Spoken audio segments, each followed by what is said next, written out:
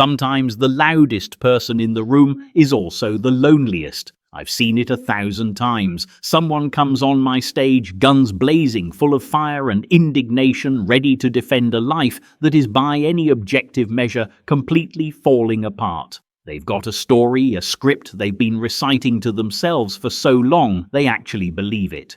And their family sits across from them, their faces a roadmap of sleepless nights and quiet desperation, telling a completely different story. The truth, as it almost always does, lives somewhere in the painful chasm between those two narratives. That was Jenna. When I first reviewed her case file, the labels jumped off the page: out of control, alcoholic, compulsive, liar, family disgrace. Her mother Susan had written a letter that was practically soaked in tears and fear. Her father Tom, a stoic man who built his life on predictability and control, was at his wits' end. Her older sister Megan, the golden child, was just angry. They saw a train wreck, a daughter and sister spiraling into a darkness they couldn't pull her from. They had their story, and it was a tragedy. Then I watched Jenna's pre-interview tape. On screen, she was nothing like the monster they described. She was 28 years old, articulate, charismatic, with a defiant spark in her eye. She was almost magnetic in her confidence. "My family is dramatic," she said, with a dismissive wave of her hand. "I'm a young woman. I work hard. I have friends. I go out. Is that a crime? They want me to be like my sister, married with a mortgage and a minivan. That's not me. They can't accept that, so they label me an alcoholic." It was a compelling defense. On the surface, it made sense.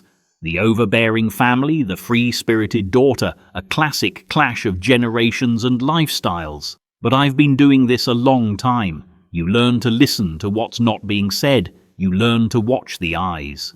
When the camera operator asked her about a recent DUI, her smile didn't quite reach her eyes. When he brought up her getting fired from her third job in 2 years, that confident posture tightened just a fraction.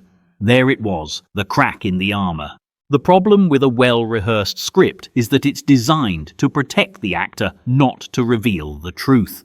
Jenna's script was all about freedom, independence, and unfair judgment. But what was it protecting her from? That was the real question. The family saw the symptoms, the drunken nights, the missed appointments, the borrowed money that never came back. They were fighting the fire, but they had no idea what started the blaze. My job wasn't to pick a side. My job was to find the source of the fire. When they all walked out onto the stage, the tension was palpable. You could have cut it with a knife. Jenna sat down with a confident air, crossing her legs and giving me a look that said, "Go ahead, give it your best shot." Susan, her mother, was already dabbing her eyes with a tissue. Tom sat rigid, his jaw clenched, a man holding a dam of frustration back with sheer willpower. Megan looked at her sister with a mixture of pity and contempt that only a sibling can perfect. I started with Jenna. I wanted to give her the floor, to let her perform her script one more time for me and for the world. "Jenna, I said your family is here because they say they are watching you drink yourself to death. They say you're out of control. What do you say?" She launched right into it, smooth and practiced. She talked about her high-pressure job in marketing, the one she'd been fired from 2 months ago. She talked about her active social life, painting a picture of trendy bars and fun-loving friends, not of blackouts and dangerous situations. "They check my social media, they call my friends, they track my location. It's suffocating," she said, her voice rising with practiced indignation. "I'm an adult. The only problem here is their inability to let me live my own life." I let her talk. I watched the family as she did. I saw the mother flinch at the mention of the job loss. I saw the father's jaw tighten even more. This wasn't just a disagreement. This was a family system in catastrophic failure. Every word Jenna spoke was a rejection of their reality, and every pained look they gave was a confirmation that the world she was describing was a fantasy. The cognitive dissonance in that room was staggering. She was a star in a play of her own making, and her family was being forced to watch from the audience, holding a program that described a completely different show. My goal for the next hour was simple: to get everyone in that room to read from the same page, the page titled "The Truth." I let the silence hang in the air for a moment after she finished. I wanted her words, her version of reality, to echo. Then I leaned forward slightly. "Okay, Jenna," I said, keeping my voice calm and even. "I hear you. You feel controlled, judged, and misunderstood. But let's deal in facts for a minute, because feelings are real, but they aren't always facts. Your mother says you were fired from your job at the marketing firm 2 months ago for not showing up. Is that a fact?" Her confident expression wavered. It was a subtle shift, a flicker of panic in her eyes before the mask was back in place. "There were creative differences," she said a little too quickly. "It was a toxic environment. I was going to leave anyway." "So you weren't fired for attendance issues?" I pressed. "It was a mutual decision." I turned to her father. "Tom, did you have to co-sign a loan for her last month to cover her rent because she had no income?" Tom, who had been a statue of anger, seemed to deflate. His voice was low, filled with a weary shame. "Yes, we did." "And Jenna," I turned back to her. "Let's talk about the DUI. The police report says you blew a 19. That's more than twice the legal limit. You could have killed someone. You could have killed yourself. How does that fit into your narrative of just being a young woman having fun?" This was the first time her composure truly broke. The anger that flashed in her eyes wasn't defiant. It was cornered. It was one mistake. Everybody makes mistakes. They won't let me forget it. They hold it over my head every single day. "We hold it over your head because we're terrified. We're going to get a call from the morgue," her mother, Susan, cried out, her voice cracking. "Don't you understand that this isn't about controlling you, it's about saving you?" And there it was, the core dynamic. Jenna's script was, "I am a victim of control." The family's script was, "We are the saviors of a victim." Both scripts allowed Jenna to avoid the one role she couldn't bear to play: the person responsible for her own choices. To understand how they got here, you have to go back. I asked Tom and Susan about Jenna's childhood. At first, they painted a rosy picture, a typical suburban upbringing. But as I probed, a pattern emerged. Megan, the older sister, was the easy one. She was compliant, she excelled in school, she hit all her developmental milestones on time. She never made waves. Jenna was different. She was the firecracker, the spirited one, the one who pushed every boundary. She was more challenging, but also in many ways more dazzling. Susan admitted, "We always had to manage Jenna. If she didn't get the lead in the school play, it was a week-long drama. If she didn't make the varsity team, the coach was unfair. There was always a reason, an external excuse. They loved her, I have no doubt, but they loved her by cushioning her falls. They didn't teach her how to get up, they just moved the ground so she wouldn't land so hard. Every time she faced failure or disappointment, they swooped in to soothe her, to blame the circumstances, to protect her fragile ego. They thought they were being loving parents. What they were actually doing was robbing her of resilience. They were teaching her non-verbally that she was not equipped to handle failure, and so she grew into an adult who was terrified of it. Her drinking wasn't about a party, it was about anesthesia. Alcohol became her cushion. When the pressure at work got too intense, when she felt she wasn't living up to the brilliant image she'd created, a few drinks could numb that anxiety. When she felt the sting of comparison to her perfect sister, a night out could blur the edges of her own perceived inadequacies. The payoff for her behavior was immense. She got to escape the terrifying feeling of not being good enough. It was a short-term solution to a long-term problem, and the bill was coming due. I looked at Megan. She hadn't said much, just watched with a look of profound exhaustion. "Megan," I asked, "what's it like for you to watch this?" She took a deep breath. "It's infuriating," she said, her voice shaking with a contained rage. "I love my sister, but I don't recognize her anymore. My whole life I did what I was supposed to do. I followed the rules, and she gets to light the world on fire, and Mum and Dad just follow behind her with a fire extinguisher. They pay her bills, they make her excuses. When does she have to grow up? When is anyone going to hold her accountable? She was right. The family system was a perfectly balanced, albeit dysfunctional machine. Jenna provided the chaos. Susan provided the emotional absorption. Tom provided the financial bailouts. And Megan provided the resentful stability that made their focus on Jenna possible. They were all playing their parts, and the play was a disaster.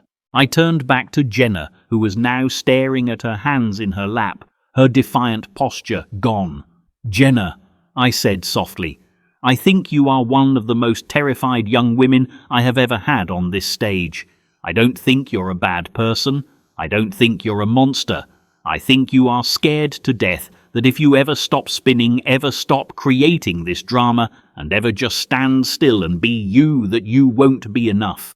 And I think that fear is what's going to kill you long before the alcohol does." For the first time, I saw a tear roll down her cheek. It wasn't a tear of anger or self-pity. It was a tear of recognition. The truth had finally entered the room. That tear was the first real crack in the dam. The thing about a well-constructed defense mechanism is that it takes an enormous amount of energy to maintain. Jenna had been holding up this facade of the carefree, misunderstood party girl for years. Every lie she told, every person she blamed, every excuse she made was another brick in that wall. But now, sitting on that stage under the lights, with the unvarnished truth laid bare, the mortar was beginning to crumble. The escalation didn't happen overnight. It was a slow burn of 1,000 little crises. It started in college. Her parents would get a call. Jenna was failing a class. Her explanation: the professor had a personal grudge. They'd talk to the dean, smooth things over, then she'd overdraw her bank account. Her explanation: her roommate must have stolen her card. They'd deposit more money. Each incident was a test, a probe, to see how far the safety net would stretch. And every time it held. They weren't just enabling her, they were co-architects of her delusion. They were so afraid of her emotional meltdowns, of her anger and her tears, that they consistently chose the path of least resistance. That path, paved with good intentions, was leading her straight off a cliff. After college, the stakes got higher. It wasn't just a failed class,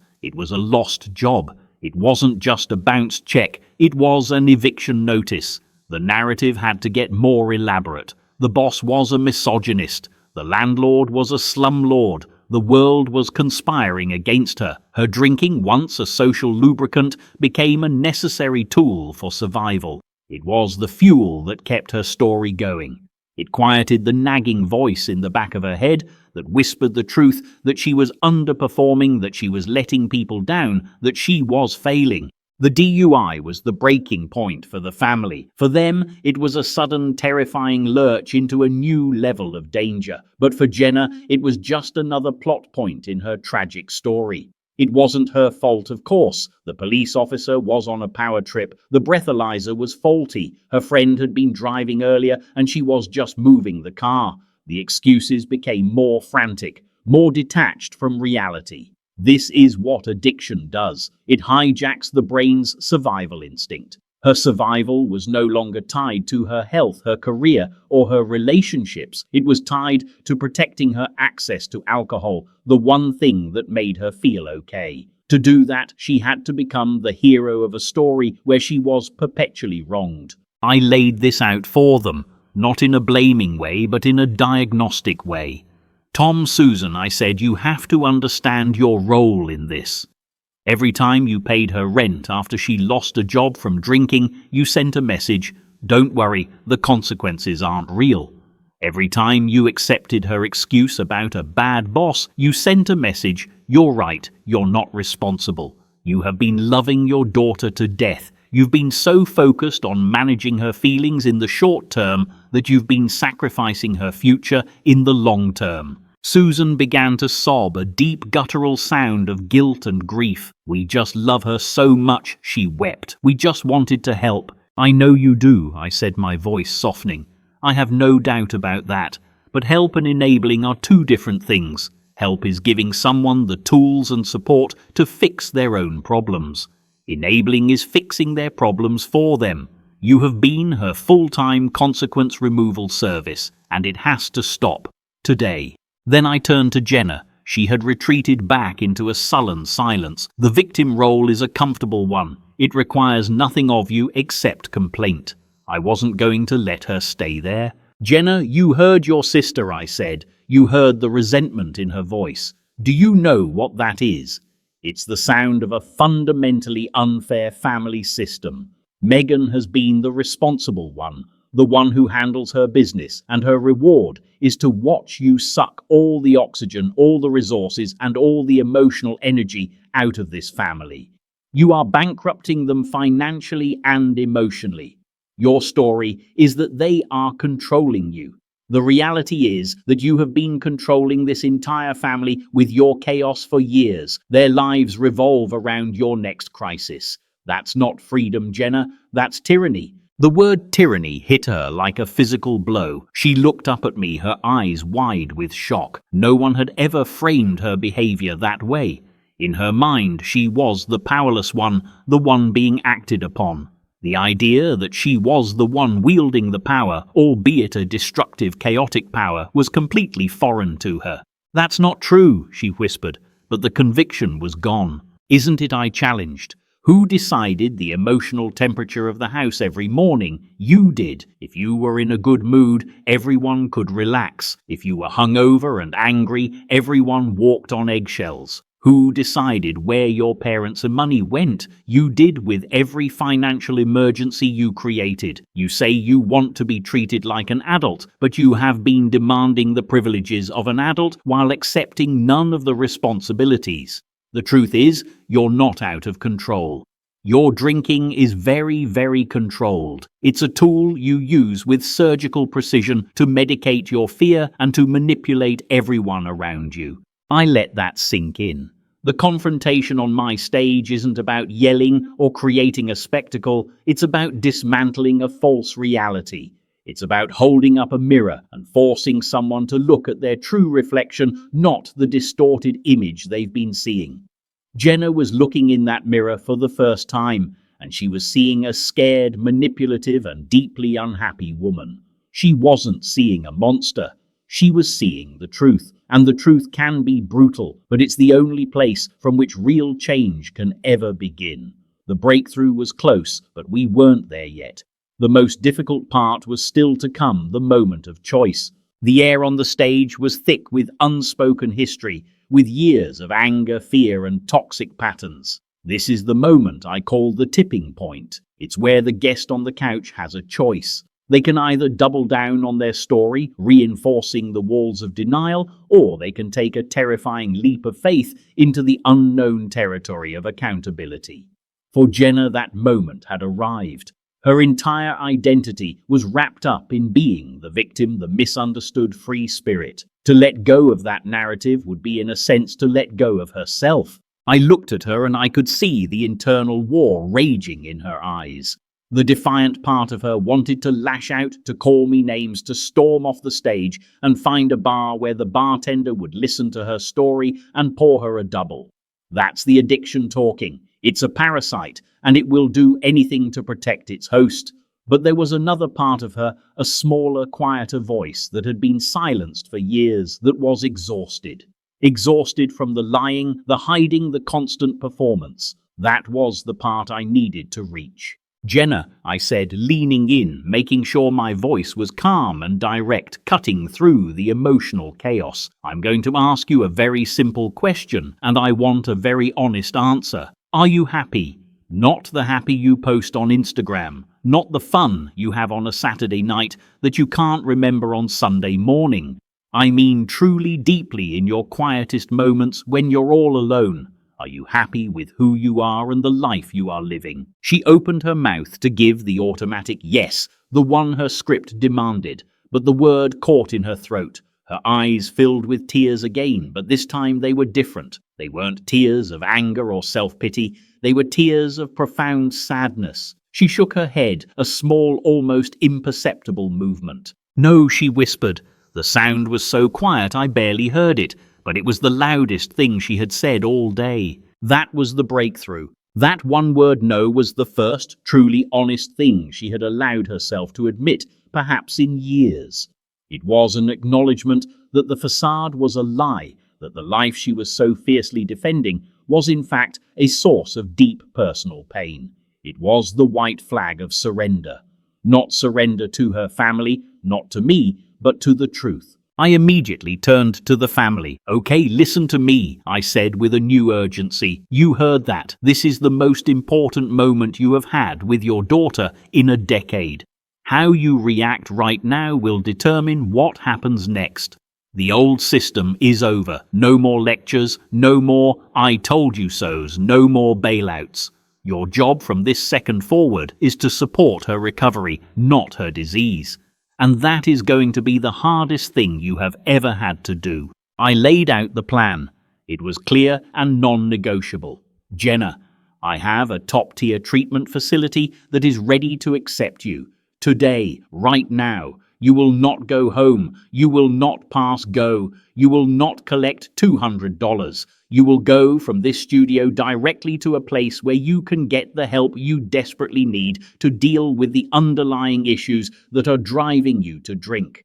The fear of failure, the anxiety, the fractured self-esteem. That is my offer to you. It's a lifeline." Then I looked at Tom and Susan. "And for you, your job is to say two things. First, Jenna, we love you. Second, we will no longer support your self-destruction. That means the bank of mum and dad is closed. No more rent money, no more car payments, no more paying for her phone bill. You will support her recovery. You can visit her in treatment. You can attend family therapy sessions with her, but you will not give her one more dollar that enables her to continue this lifestyle. If she chooses to walk out that door and not go to treatment, you have to be prepared to let her hit her own bottom, and it will be brutal, but it may be the only thing that saves her life. Are you willing to do that?" Tom, the stoic father, was the one who broke.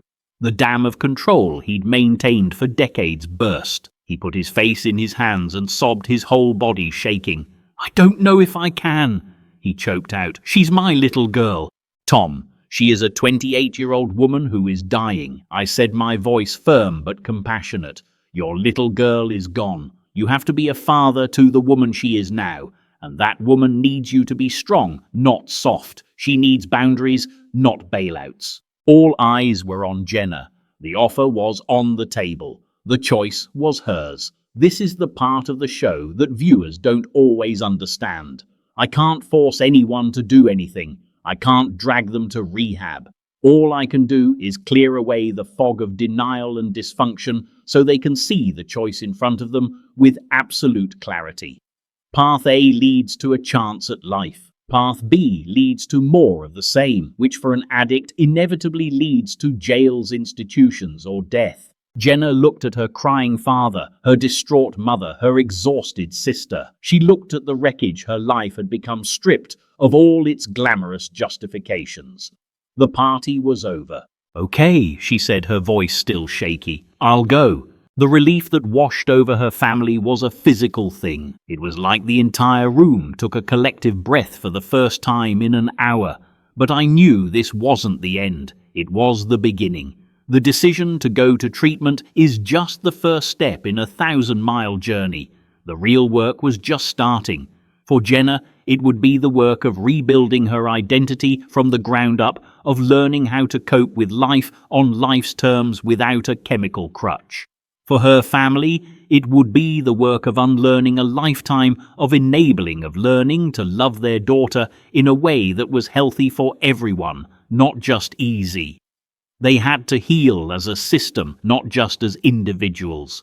The outcome of a story like Jenna's is never a neat little bow tied at the end of a television hour. Life just isn't that simple. When she agreed to go to treatment, it wasn't a magic wand. It was a single hesitant step onto a very long and treacherous road. I've been doing this long enough to know that the initial acceptance is often fueled by the emotion of the moment, the exhaustion of the fight, the public confrontation, the raw pain of seeing her family break down. The real test comes later, in the quiet moments when the cameras are off and the only audience is the person staring back at you from the mirror. We sent Jenna to a 90-day inpatient facility, one of the best in the country. It was a place that specialized in dual diagnosis, meaning they would treat not just the alcoholism but also the underlying anxiety and self-esteem issues that were fueling it. For the first couple of weeks, the reports I got were predictable. She was angry, she was resistant. She called her parents, trying to manipulate them into taking her home, telling them the place was a prison and that everyone was against her. This was the addiction fighting back, trying to lure her back to the familiar comfort of her dysfunctional life. This is where the family's work was so critical. Following our conversation, Tom and Susan had to do the hardest thing they'd ever done. They held the boundary. They told her, "We love you, Jenna, but you need to stay. We will talk to you through your therapist, but we will not be a party to you leaving." Every time they said no to her pleas, they were saying yes to her recovery. They were rewiring a family system that had been short-circuited for decades. It was excruciating for them. Every call left Susan in tears, but for the first time, she didn't rush to rescue her daughter from a consequence Jenna had created for herself. About a month in, something shifted. The calls stopped being about getting out and started being about what was happening inside. Jenna was in intensive individual and group therapy. For the first time, she was in a room with people who saw right through her script because they all had scripts of their own. She couldn't charm them or bully them or lie to them. She was forced finally to be honest. She began to talk about the immense pressure she'd always felt to be as successful as her sister Megan. She talked about the deep-seated fear that she was inherently flawed, that she was a disappointment. She admitted that she didn't even like the taste of alcohol that much. What she loved was the silence it brought to the relentless critical voice in her own head. This was the real work. It wasn't about just not drinking, it was about building a life where you didn't need to drink. She was learning coping mechanisms she'd never developed as a child because her parents had always coped for her. She was learning how to sit with uncomfortable feelings, failure, jealousy, sadness, without reaching for something to numb them. She was, for the first time in her life, building resilience. After she completed the 90-day program, she didn't come straight home. That would have been a recipe for disaster, putting her right back into the environment where all her old triggers lived. She transitioned to a sober living house, nearby a structured environment where she had a curfew, mandatory meetings, and shared responsibilities. She got a simple job at a coffee shop. For a woman who had built her identity around a glamorous marketing career, this was a huge lesson in humility. She wasn't Jenna, the high-flying marketing exec anymore. She was just Jenna, a woman in recovery making coffee, and she learned that there was a quiet dignity in that. There was a peace in the simplicity of just showing up, doing your job, and taking care of yourself. The family continued their own therapy. They had to learn new ways to communicate. Tom learned to express his fear and love directly instead of through a checkbook. Susan learned to offer support without taking on responsibility for Jenna's feelings. Megan, in a powerful joint therapy session, was finally able to tell Jenna without rage how much her behavior had hurt her. And Jenna, without being defensive, was able to hear it and apologize. Not an apology with an excuse attached, but a real, heartfelt acknowledgement of the pain she had caused. That single conversation did more to heal their fractured sisterhood than anything else. I checked in with the family about 6 months after the show. The phone call was different from any I'd had with them before. There was a calmness, a quiet confidence. Jenna was still in sober living, still working at the coffee shop. She was saving her own money. She was rebuilding her life one small, deliberate step at a time. Susan told me, "You know, it's strange, Phil. I feel like I have my daughter back, but in reality, I feel like I'm getting to know her for the first time.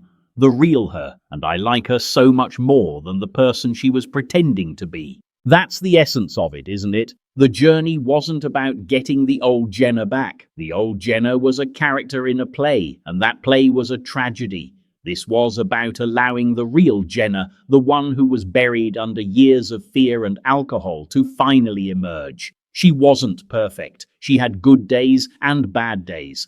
But she was authentic, she was sober, and she was free. Not the false freedom of a life without consequences, but the real freedom of a life built on truth. The loudest person in the room had finally found peace in the quiet of her own authentic self. And in my line of work, you don't get a much better outcome than that. The 6-month mark is always a critical milestone, but it's far from the finish line. Recovery is a process, not an event. The story doesn't end when the credits roll. For Jenna and her family, the next year was about integrating their new reality into the fabric of their daily lives. It's one thing to change in the controlled, supportive environment of treatment and sober living. It's another thing entirely to maintain that change when the world starts throwing its inevitable curveballs. Jenna stayed in the sober living house for a full year. It was a decision she made for herself, recognizing that she needed that structure and accountability. During that time, she continued with her job at the coffee shop. She became a shift manager. It wasn't the high-powered career she'd once chased, but it was real, it was tangible. She learned the satisfaction of earning a steady paycheck, of being reliable, of having co-workers who counted on her. These were simple things, but they were the building blocks of a new self-esteem, one that wasn't based on an inflated public image, but on quiet, consistent effort. Her relationship with her family was rebuilt slowly and cautiously. They had weekly family therapy sessions via video call. At first, the conversations were stilted, awkward. They were all afraid of falling back into their old roles. Tom had to resist the urge to offer financial advice or to fix a problem she was having.